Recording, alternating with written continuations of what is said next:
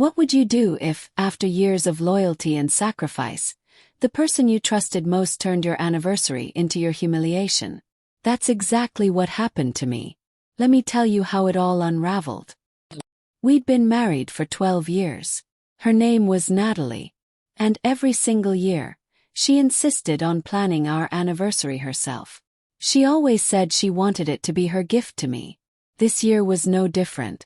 "Don't stress about anything," Natalie said one morning, smiling faintly as she slid her coffee cup toward me.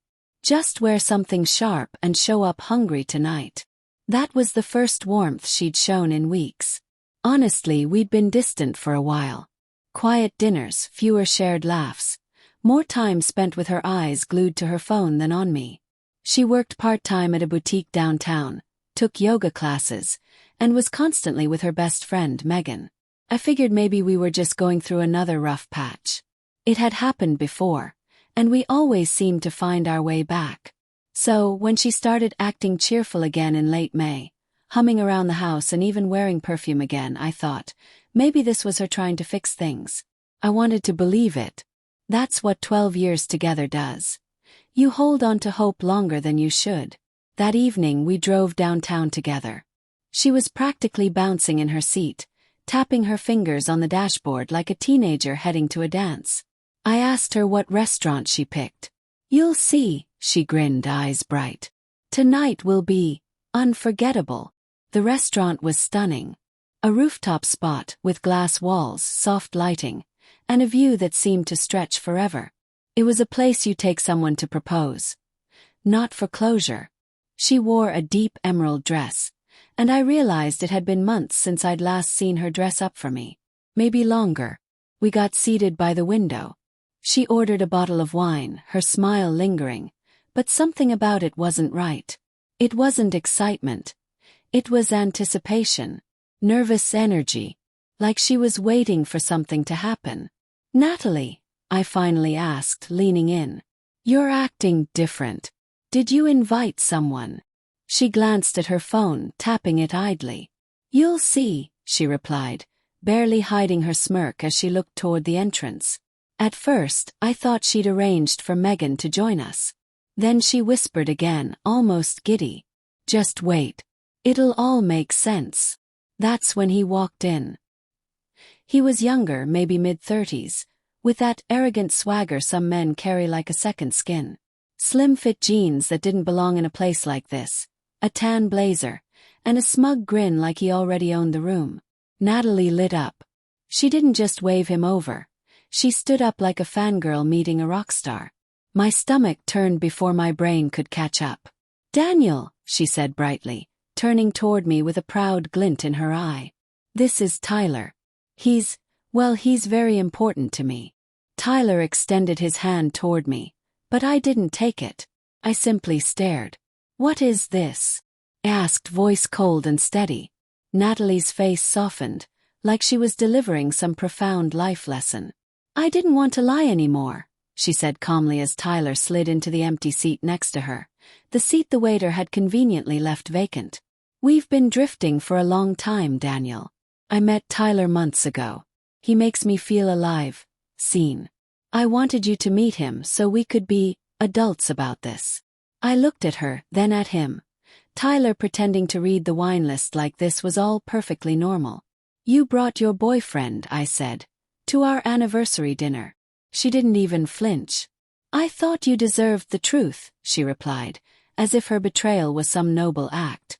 "That's not truth," I said quietly. "That's performance." Tyler smirked, clearly enjoying himself. I didn't bother with a scene. I signaled the waiter, paid in cash for the appetizer and drink, then slowly folded my napkin. "Well," I said, standing up, "thanks for clarifying." Natalie's eyes widened. She'd expected shouting accusations. Instead, I left. I didn't look back when she called my name, or when Tyler chuckled under his breath. I rode the elevator down alone, each floor passing like a chapter closing. 12 years gone, erased in minutes. She didn't come home that night. No text, no call. Nothing. I assumed she went home with Tyler. Maybe that was the plan all along. The next morning I called my lawyer, Elaine Kim. She was sharp, no nonsense, and I'd used her before for a property deal. When I explained the situation, she simply asked, "Any kids?" "No," I said. "Just two strangers now, once bound by vows we no longer respected." By Wednesday the divorce was filed. Natalie didn't call me, but the texts started soon after, ranging from calm to frantic. "We can still be civil. I don't get why you're being so cold.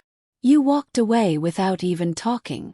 By day 4, she sent a barrage of messages blaming me for everything, claiming I'd neglected her, that she had no choice but to seek love elsewhere, accusing me of abandoning the marriage. Then came the knock. She stood at the door in a gray sweater, no tears, just crossed arms and defiance. She still had a key but knocked anyway. I opened it halfway, blocking her entry. "Daniel," she said softly. "Please. Can we just talk?" I didn't move. "I didn't mean for it to go like that," she continued. "I just wanted you to understand." I leaned against the frame, arms folded. "You made your choice at that table, Natalie," I replied. "Now you live with it." She stared a few seconds longer before leaving. 2 weeks later, her lawyer sent a formal demand. Full ownership of the house, $2, $800 a month in spousal support, plus a hefty share of my retirement fund. Her claim: emotional trauma and loss of career opportunities from supporting me. I laughed. She'd chosen part-time jobs, chasing short-lived hobbies, everything from soap-making to dog training. I supported her every time. Elaine calmly said, "Let them dream. We'll take it apart." I compiled every receipt, message, and payment record, proof that I'd carried the financial weight alone.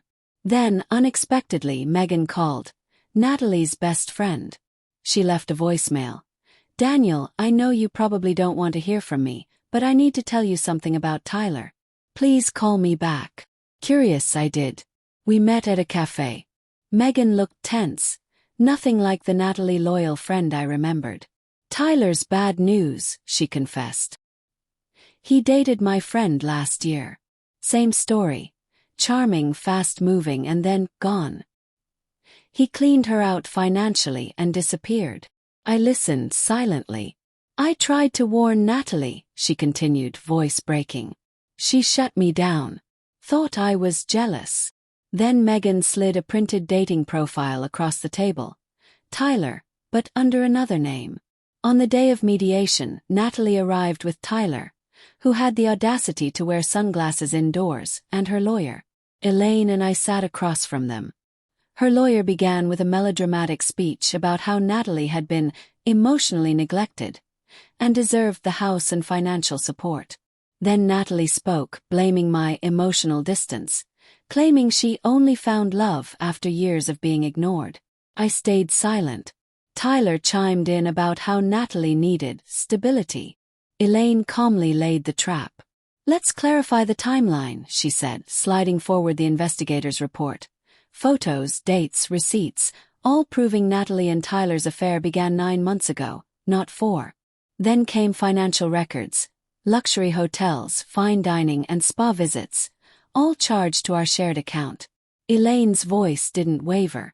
"Her claims of career sacrifice don't align with these records," she said, showing how Natalie spent marital funds on trips with Tyler.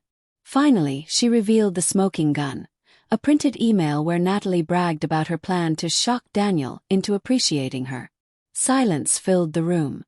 The mediator called a recess. Tyler left and didn't return for 15 minutes. When they came back, Natalie looked defeated. Tyler's smugness was gone. Suddenly, her lawyer spoke with less bravado.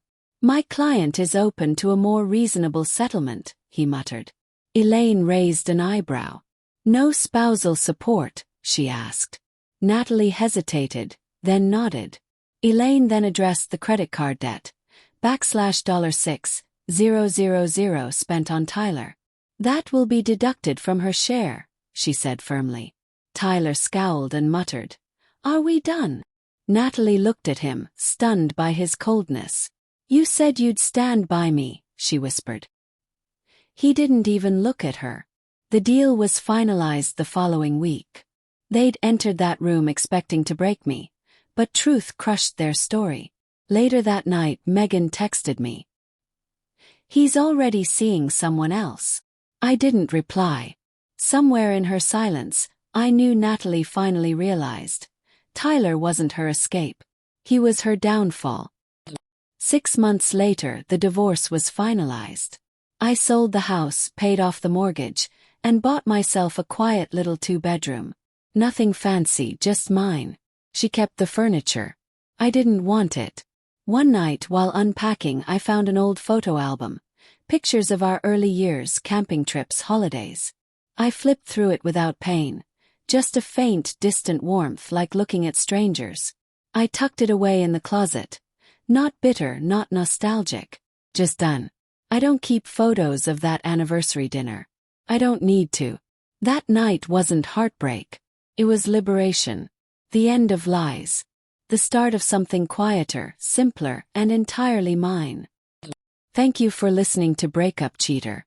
If you made it this far, ask yourself, would you have walked out like I did?